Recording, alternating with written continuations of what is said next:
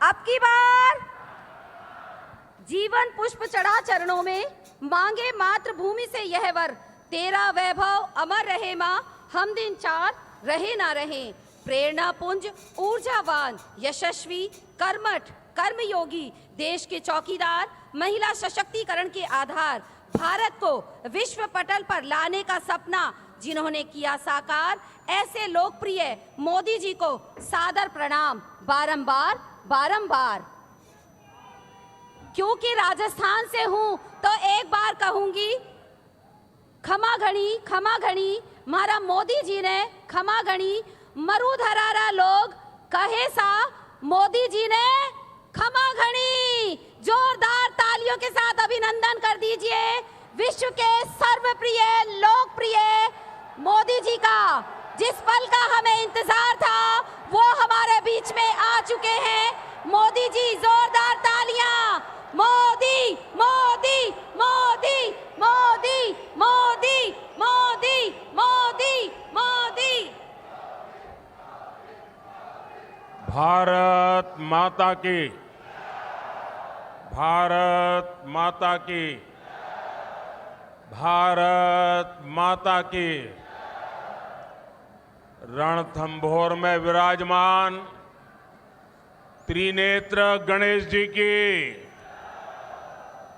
चौथ माता की,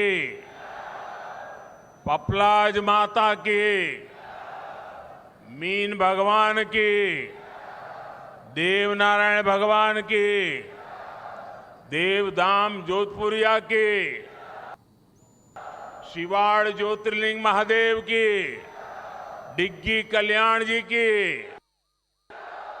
राम राम सा।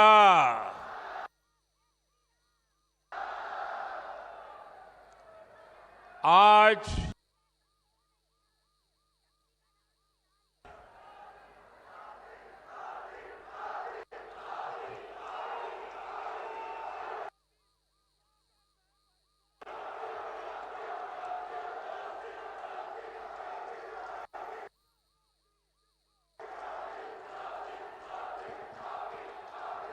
अभी से इतना जोर दिखाओगे तो मेरा भाषण पूरा होता होता थक जाओगे।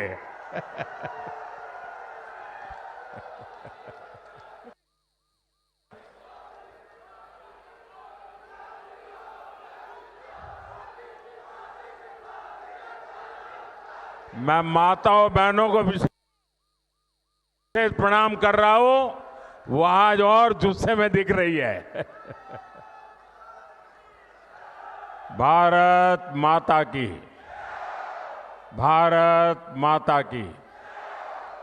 भैया, आपका प्यार, आपके आशीर्वाद, आपके उत्साह सब कुछ मुझे पहुंच गया।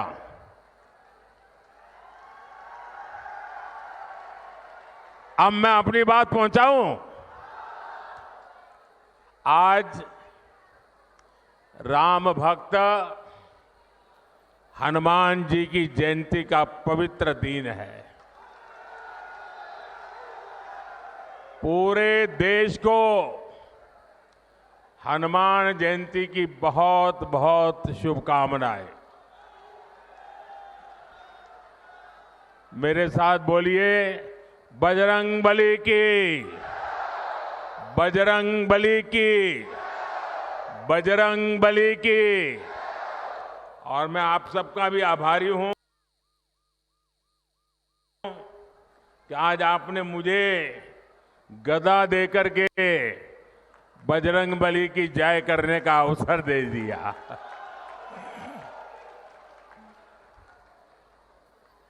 महावीर, वीरों के वीर बजरंग बली की जयंती पर मेरा सौभाग्य है कि मुझे शूरवीरों की धरती सवाई माधोपुर आने का मौका मिला है।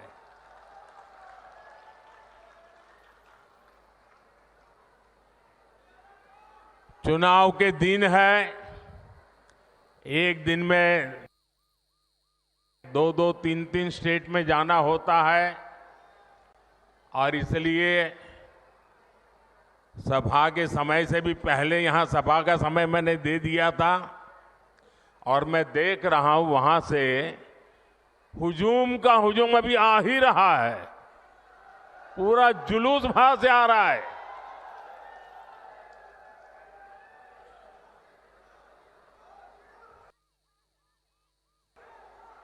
मुझे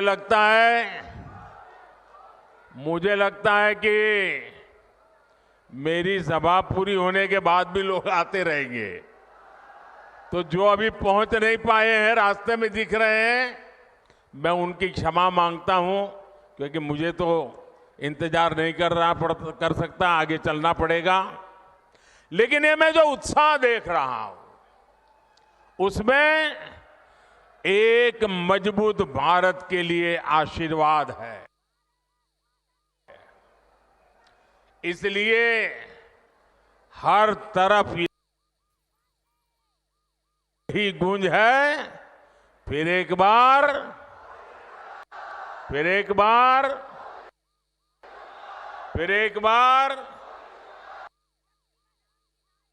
साथियों, हमारे राजस्थान ने सदियों से सीमा पर खड़े मजबूत प्रहरी की तरह देश की रक्षा की है।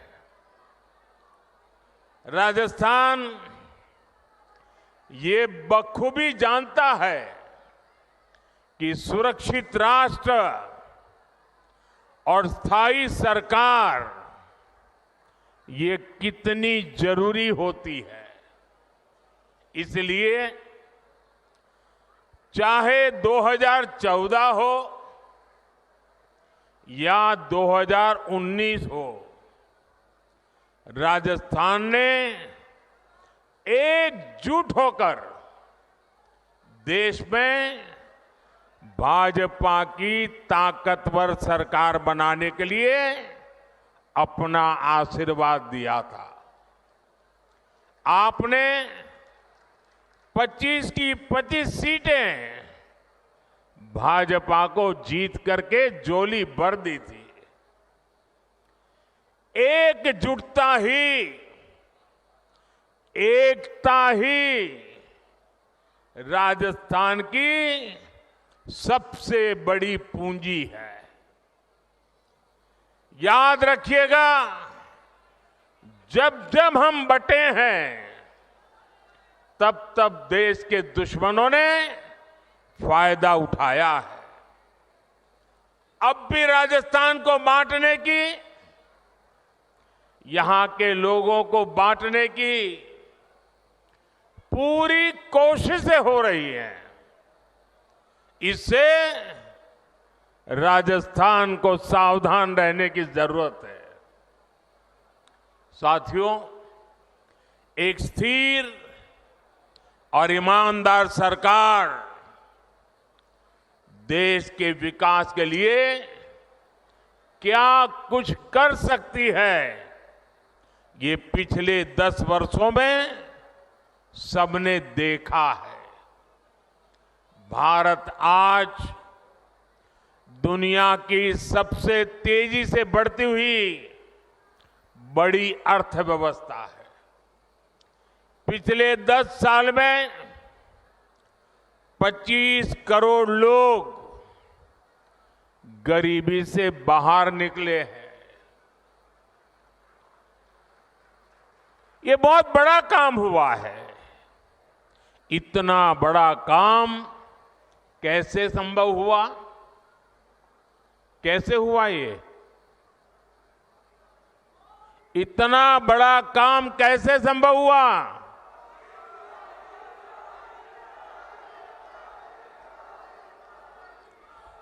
देश को सबसे मजबूत स्थिति में किसने पहुंचाया?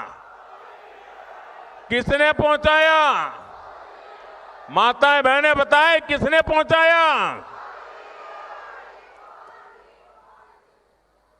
ये आपकी उदारता है, आपका प्रेम है, आपके आशीर्वाद है कि आप सारी क्रेडिट मोदी को दे रहे हैं, लेकिन सच्चाई ये है कि ये जो कुछ भी हुआ है ना, वो आपके एक वोट की ताकत के कारण हुआ है, आपके कारण हुआ है। जो 25 करोड़ लोग गरीबी से बाहर निकले हैं ना, वो जो पुण्य है, उस पुण्य के हकदार आप हैं। जिस गरीब को पक्का घर मिला है, उसका जो पुण्य है, उस पुण्य के हकदार आप हैं।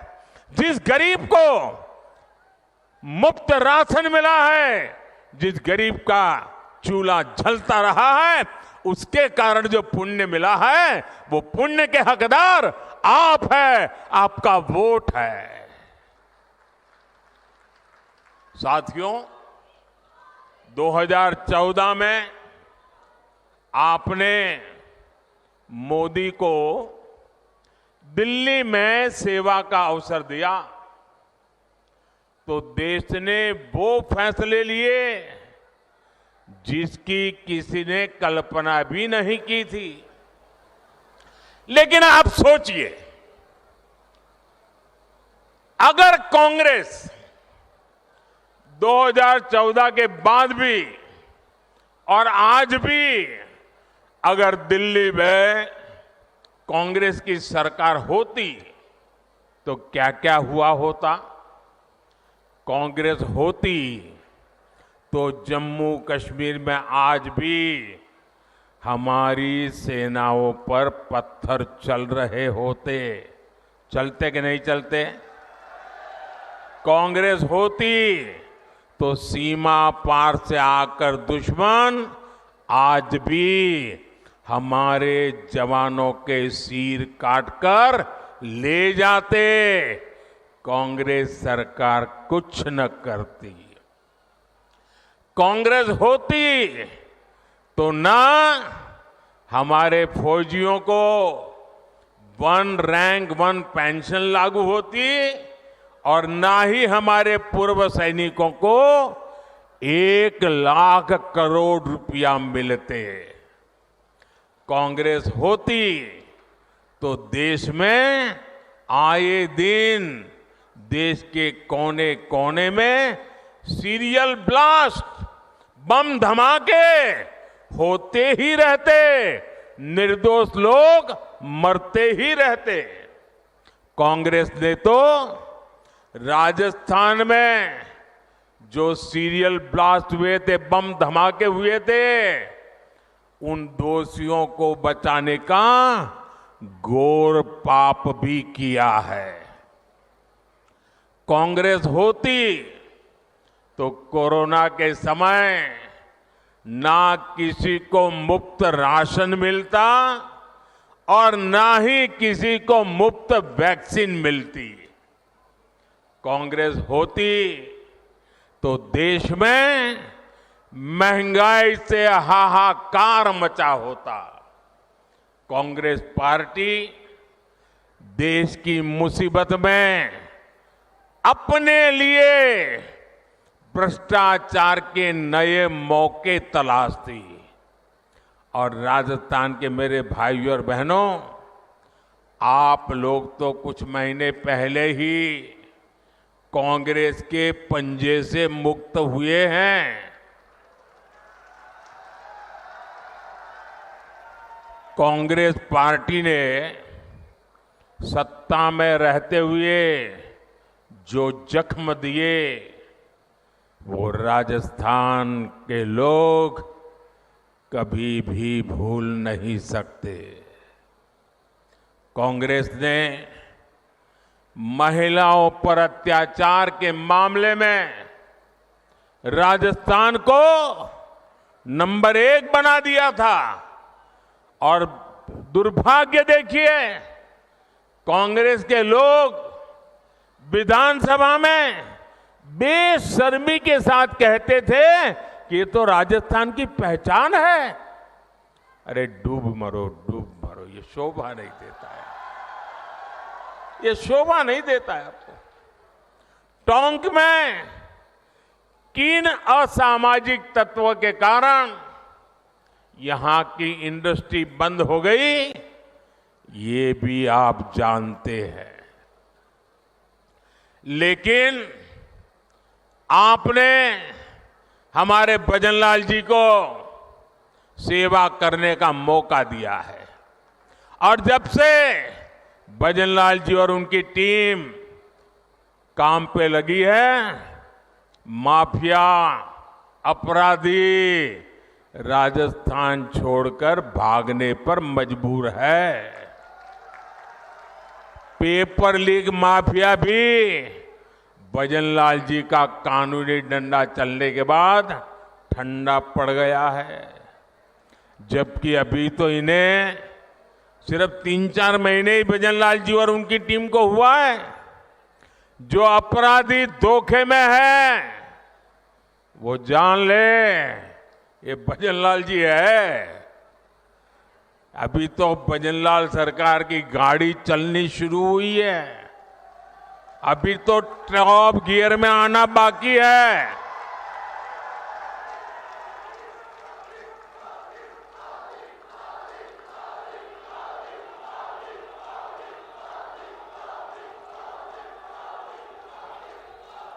साथियों,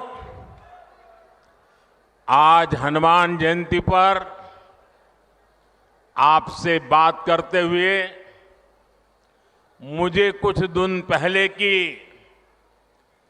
एक तस्वीर भी याद आ रही है।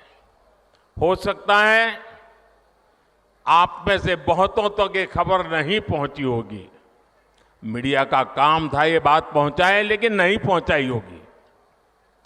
वो तस्वीर है कांग्रेस के शासन वाले कर्नाटका की।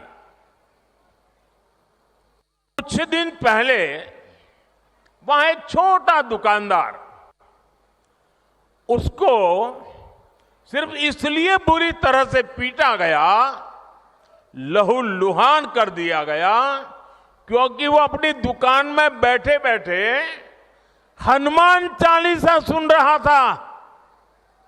ये कांग्रेस की कर्नाटका की सरकार का काम देखिए। अपनी छोटी सी दुकान में एक गरीब आदमी भक्ति भाव से प्रभु हनुमान जी का स्मरण करते हुए हनुमान चालीसा सुन रहा था, उसको लहूलुहान कर दिया गया।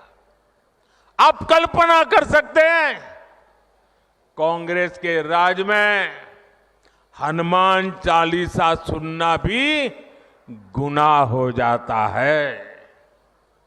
कांग्रेस के राज में अपनी आस्था का पालन करना भी मुश्किल हो जाता है और राजस्थान तो खुद इसका भुक्तभोगी रहा है।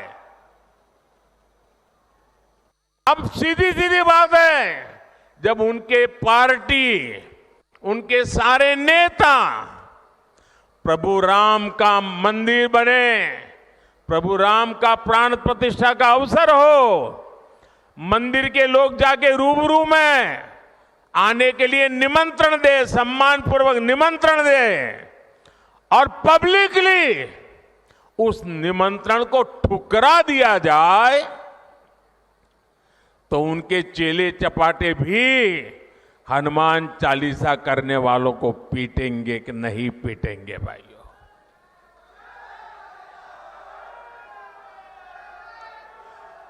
कुछ दिन पहले ही रामनवमी बीती है।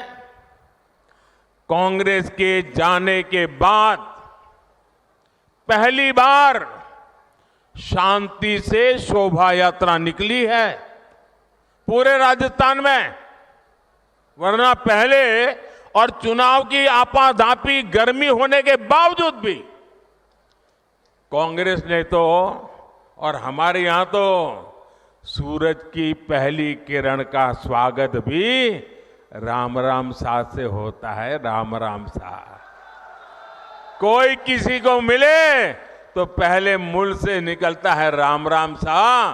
कांग्रेस ने तो राम राम सा कहने वाले राजस्थान में राम नवमी पर प्रतिबंध लगा दिया था।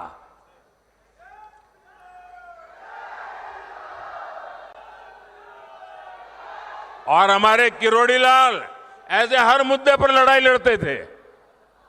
कांग्रेस ने शोभा यात्रा पर पत्थरबाजी करने वालों को सरकारी संरक्षण दिया था।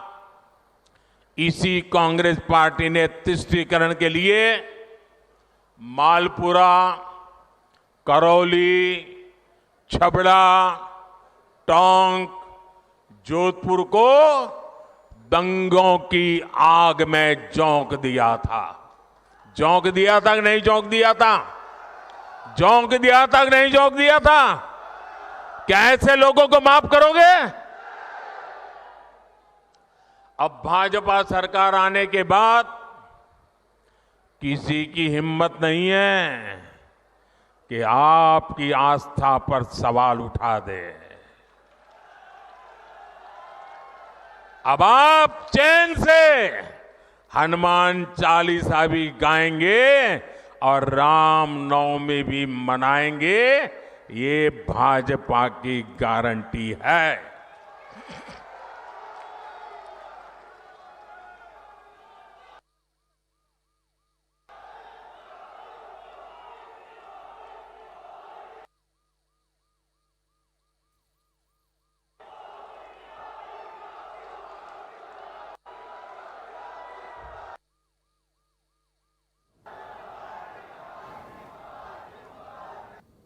साथियों,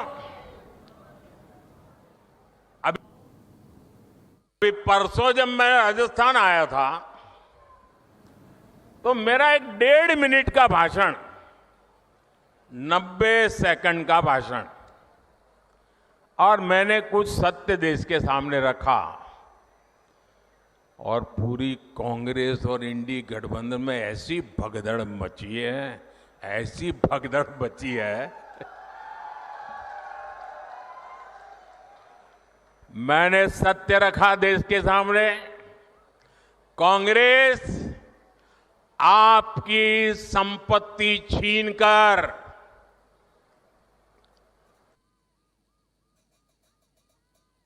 उनके खास लोगों को बांटने की गहरी साजिश रचकर बैठी है। 2-3 दिन पहले मैंने कांग्रेस की इस वोट बैंक की राजनीति, तुष्टीकरण की राजनीति का पर्दाफाश किया था। इससे कांग्रेस और उसको सिस्टम में उनको इतनी मिर्ची लगी है, इतनी मिर्ची लगी है कि वो हर तरफ गालियां देने में टूट पड़े। जो आए वो मोदी को गाली दे रहा है। मैं कांग्रेस से जानना चाहता हूं, आखिर कांग्रेस सच्चाई से इतना डरती क्यों है? कांग्रेस क्यों अपने नीतियों को ऐसे छिपाने में लगी है? जब आपने नीति बनाई है, निर्णय लिया है, तो अब जब मोदी जी ने खुल करके राज रख दिया, आपका हिडन एजेंडा बाहर आ गया, तो अब कांप रहे हो? अरे हिम्मत है तो स्वीकार करो, हम आपसे मुकाबला करने के लिए तैयार हैं।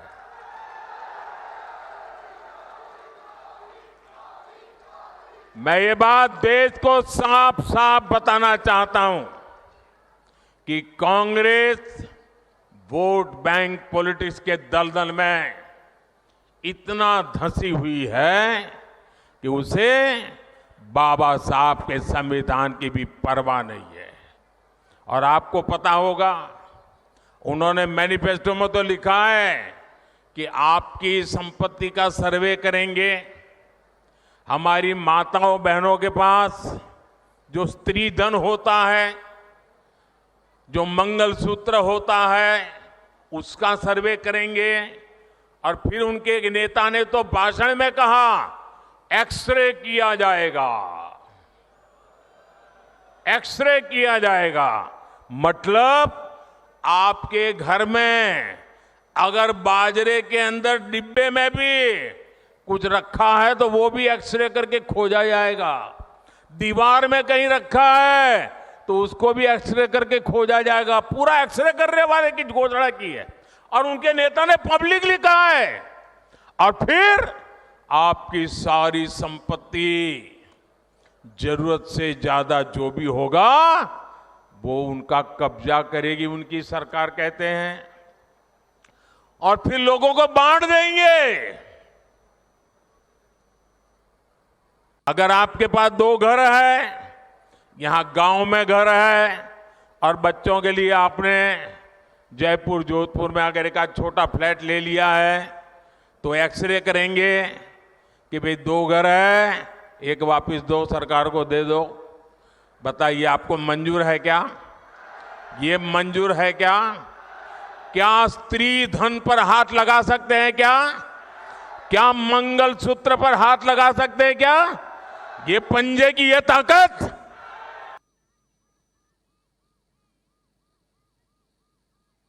भाइयों बहनों, राजस्थान में से एक भी पंजा बचना नहीं चाहिए भाइयों। अब देखिए,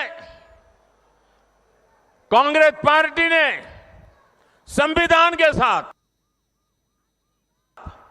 बाबा साहब आंबेडकर के दिए हुए संविधान के साथ किस प्रकार से खिलवाड़ करने की कोशिश की।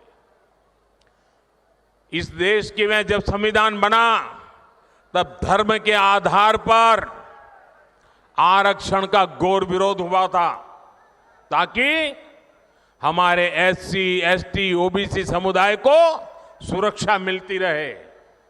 लेकिन उन्होंने, मनमोहन सिंह जी ने भाषण किया था और उस सभा में मैं मौजूद था मुख्यमंत्री के नाते, मुस्लिमों का देश के संसाधनों पर पहला हक है, ये मनमोहन जी का बयान है। और ये संयोग नहीं था और ये अकेला बयान नहीं था।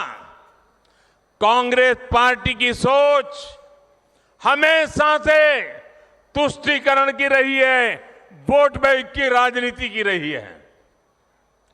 2004 में जैसे ही कांग्रेस की केंद्र में सरकार बनी, उसके सबसे पहले किए गए कामों में था, सबसे पहला काम था चुनाव जीतने के बाद, आंध्र प्रदेश में एससी, एसटी के रिजर्वेशन में से कमी करके मुसलमानों को रिजर्वेशन देने का प्रयास। ये एक पायलट प्रोजेक्ट था जिसे कांग्रेस पूरे देश में आजमाना चाहती थी। 2004 से 2010 के बीच कांग्रेस ने 4 बार आंध्र प्रदेश में मुस्लिम रिजर्वेशन लागू करने की कोशिश की, लेकिन कानूनी अड़चनों की वजह से, सुप्रीम कोर्ट की जागरूकता के कारण वो अपने मंसूबा जो लेके चले थे वो पूरे नहीं कर पाए। 2011 में कांग्रेस ने इसे देश में लागू करने की कोशिश की।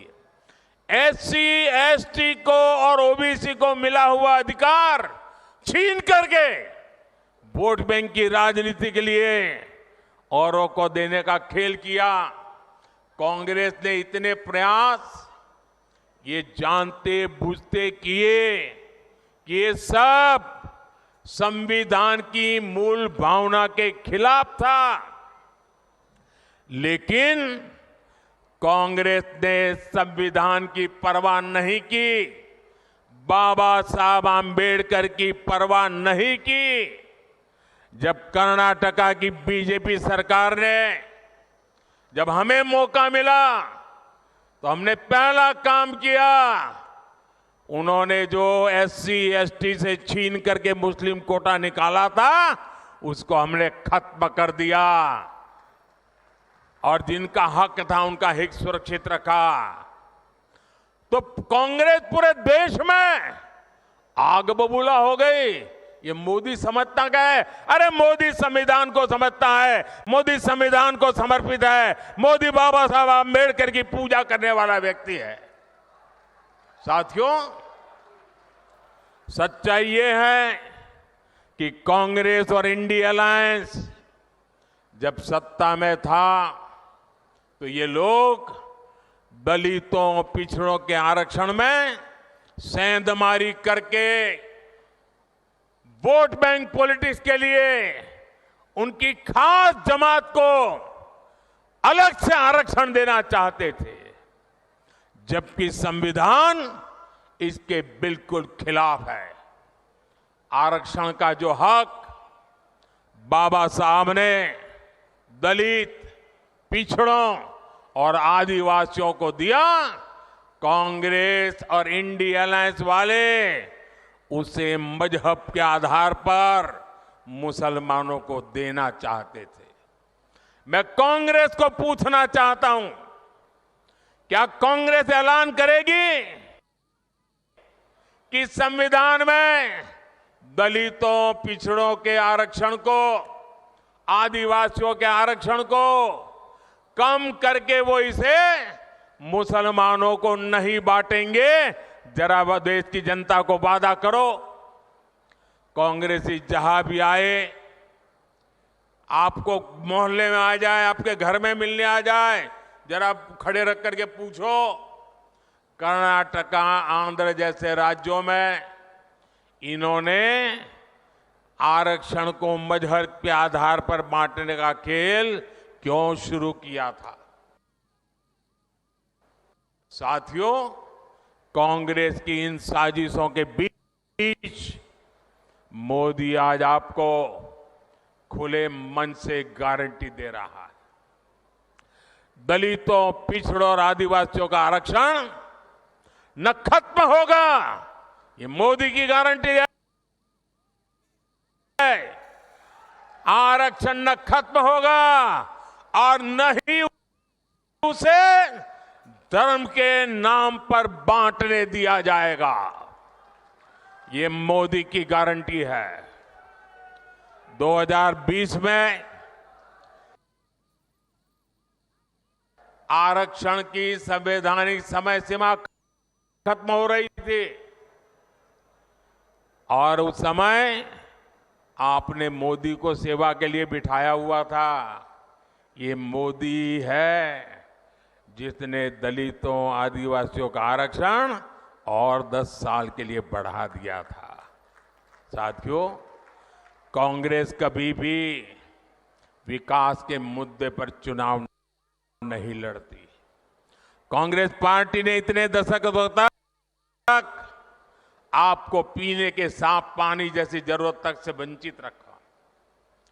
बीजेपी सरकार ने हर घर जल पहुंचाने के लिए जल जीवन मिशन शुरू किया, लेकिन राजस्थान में कांग्रेस सरकार ने उसमें भी हजारों करोड़ रुपए का भ्रष्टाचार कर दिया। कांग्रेस ने राजस्थान के लिए सबसे जरूरी ERCP प्रोजेक्ट को भी पास नहीं होने दिया। ये भाजपा सरकार ने, हमारे भजनलाल जी की मेहनत ने 3 महीने के अंदर ही ERCP परियोजना को पास कर दिया। ERCP का बहुत बड़ा लाभ टोंक, सवाई माधोपुर को मिलने वाला है। इसका बड़ा लाभ यहां के किसानों को होगा। यहां सवाई माधोपुर, टोंक जिले में PM किसान सम्मान निधि के करीब 1100 करोड़ रुपए सीधे ट्रांसफर किए गए हैं। राजस्थान में गेहूं का समर्थन मूल्य भी बढ़ाया गया है। साथियों, कांग्रेस को आधुनिक इंफ्रास्ट्रक्चर के निर्माण से भी एलर्जी है।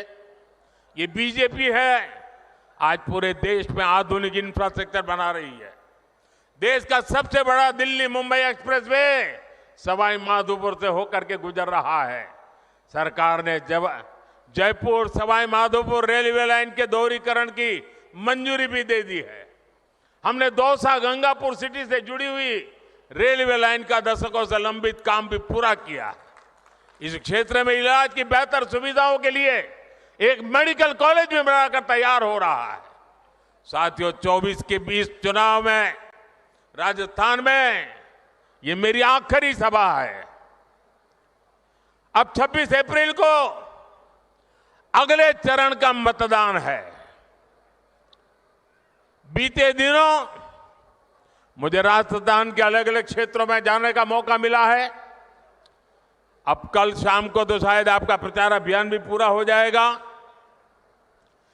ये मेरी आखिरी सभा है। राजस्थान के मध्य सभी क्षेत्रों के लिए मैं उनके आशीर्वाद की कामना करता हूं, अधिकतम मतदान की कामना करता हूं। शादी ब्याह के दिन है, गर्मी भी बहुत है और ऐसे में हम राष्ट्र कर्तव्य न भूलें, लोकतंत्र के हमारे दायित्व को न भूलें, अधिकतम वोट करें, ये मेरा आग्रह रहेगा। आपने मुझे राजस्थान की यात्रा में मैंने देखा है, भरपूर आशीर्वाद दिया है। ये आपका ये आशीर्वाद मेरी पूंजी है। आपके सपने मेरे अपने हैं। विकसित भारत के सपने को पूरा करने के लिए मेरा भी हर पल, हर क्षण देश के लिए है। इसलिए 24/7 मैं 2047 के लिए काम कर रहा हूं। और बीते 10 वर्षों में जो काम हुआ है वो तो एक केवल ट्रेलर है। अगले 5 वर्षों में हमें देश को, राजस्थान को बहुत आगे लेकर जाना है। मेरा अनुरोध है, आप रिकॉर्ड संख्या में कमल के आगे का बटन दबाकर भाई सुखबीर सिंह जौनपुरिया समेत सभी बीजेपी उम्मीदवारों को संसद में भेजें।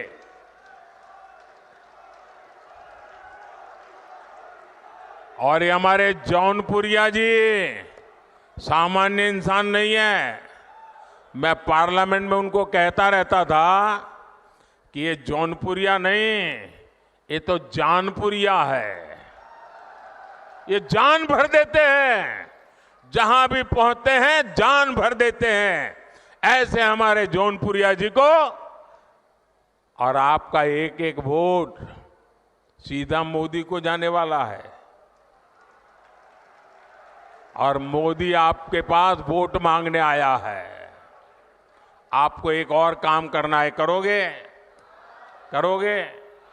घर घर जाकर कहना, मोदी जी आए थे, हर परिवार के लोगों को मोदी जी ने प्रणाम भेजा है, मेरा प्रणाम पहुंचा दोगे? मेरे साथ बोलिए, भारत माता की, भारत माता की। जो लोग अभी भी आ रहे हैं, मैं पहले से उनकी क्षमा मांगता हूं।